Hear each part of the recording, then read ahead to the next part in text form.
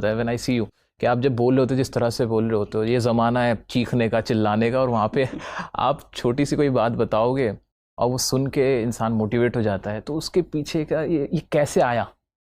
पहली बात तो मैं चिल्लाना चाहूँ तो भी चिल्ला नहीं सकता हूँ। तो जो लोग चिल्ला रहे हैं मुझसे बेहतर इस मामले में कि वो चिल्ला सकते हैं, मैं चिल्ला सकता ही नहीं हूँ, वो मेरी क्षमता से बाहर की बात है। मैंने स्टेज पर, स्कूल में, कॉलेज में हज़ारों, हाँ मेरे ख्याल से 1000 संख्या होगी, डिबेट्स वगैरह में पार्टिसिपेट किया।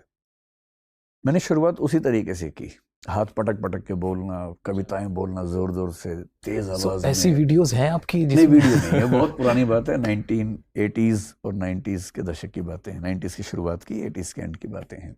तो उस समय डेक्लेमेशन कॉन्टेस्ट में, डिबेटिंग कॉन्टेस्ट में ऐसे ही बोला जाता था। इनफैक्ट मैं आपसे कहना भी वाला था कि जो डिबेट्स होते थे उसमें तो हमें भी ये सिखाया जाता था कि आपको ऐसे हाथ करना है, ऐसे एक्सप्रेशंस रखने हैं और लगना है, एक्सप्रेसिव दिखना है, जानबूझ के आपको अपनी बॉडी लैंग्वेज इस तरह की रखनी है। तो हम भी उसी दौर के डिबेटर हैं।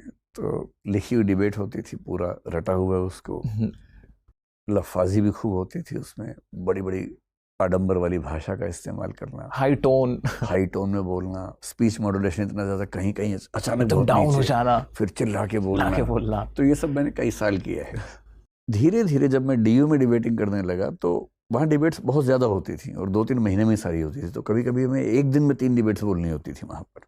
तो मुझे समझ में आया कि लिख के बोलना बहुत मीनिंगफुल है नहीं, तो हमने धीरे धीरे बिना लिखे बोलना शुरू किया। जैसे एक स्लिप है छोटी सी, 4 पॉइंट्स लिखे, रेफरेंस के लिए, और जाके वो लेके नहीं गए, बस एक बार रेफरेंस देख लिया और जाके बोलना शुरू कर दिया। फिर वो 5 मिनट से बढ़ते बढ़ते 10 मिनट की डिबेट्स हुई, 15 मिनट डिबेट्स हुई। धीरे धीरे एक समय के बाद एहसास हुआ कि अगर आपके पॉइंट में दम है तो बोलने में पावर लगाने की जरूरत नहीं होती है। तो पावर पॉइंट जो है ना, बड़ा इंटरेस्टिंग वर्ड है। If you have power in your points, you don't need a power point presentation.